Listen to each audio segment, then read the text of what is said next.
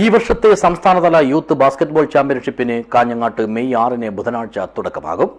May 10 വരെ നടക്കുന്ന മത്സരത്തിൽ ആൺകുട്ടികളുടെ വിഭാഗത്തിൽ 14 ജില്ലാ ടീമുകളും പെൺകുട്ടികളുടെ വിഭാഗത്തിൽ 12 ജില്ലാ ടീമുകളുമാണ് മാറ്റുരയ്ക്കുന്നത്.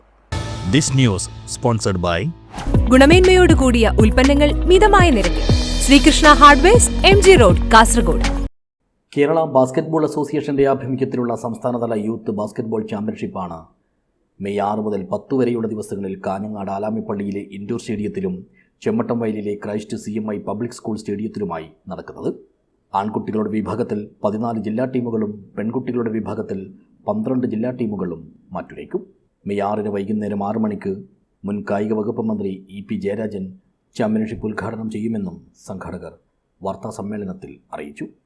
ആൺകുട്ടികളുടെ വിഭാഗത്തിൽ പൂൾ A, പൂൾ B എന്നിവയിൽ നിന്ന് ആദ്യ 3 സ്ഥാനക്കാരും പൂൾ C, പൂൾ D എന്നിവയിൽ നിന്ന് 1-ാം സ്ഥാനക്കാരും നോക്കൌട്ട് ഘട്ടത്തിലേക്ക് കടക്കും. ചാമ്പ്യൻഷിപ്പ് ചരിത്ര സംഭവമാക്കണമെന്നാണ് ഞാൻ ആഗ്രഹിക്കുന്നത്.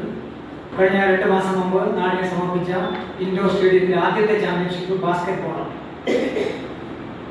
ആ ഒരു പ്രത്യേകത കൂടി ഈ ചാമ്പ്യൻഷിപ്പിന് ഉണ്ട്.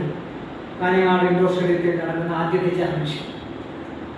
ഇനി ഒത്തിരി ചാമ്പ്യൻഷിപ്പുകൾ, കായിക മത്സരങ്ങൾ കാഞ്ഞങ്ങാടേക്ക് കടന്നു വരട്ടെ എന്നാണ് നമ്മൾ ആഗ്രഹിക്കുന്നത്. അതിൻ്റെ തുടക്കമാകട്ടെ 42ാമത് സംസ്ഥാന യൂത്ത് ബാസ്കറ്റ്ബോൾ ചാമ്പ്യൻഷിപ്പ്.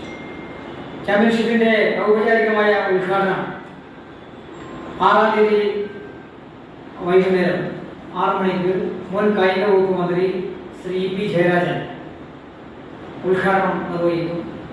പെൺകുട്ടികളുടെ വിഭാഗത്തിൽ 4 പൂളുകളിൽ നിന്നായി ആദ്യത്തെ 2 സ്ഥാനക്കാർ വീതം ക്വാർട്ടർ ഫൈനലിന് യോഗ്യത നേടും. ആൺകുട്ടികളുടെ വിഭാഗത്തിൽ തൃശ്ശൂരും പെൺകുട്ടികളുടെ വിഭാഗത്തിൽ കോഴിക്കോടുമാണ് കഴിഞ്ഞ തവണത്തെ ചാമ്പ്യന്മാർ. മെയ് 10 നടക്കുന്ന സമാപന സമ്മേളനം രാജ്മോഹൻ ഉണ്ണിത്താൻ MP ഉദ്ഘാടനം ചെയ്യുമെന്നും ആതിഥേയർ അറിയിച്ചു.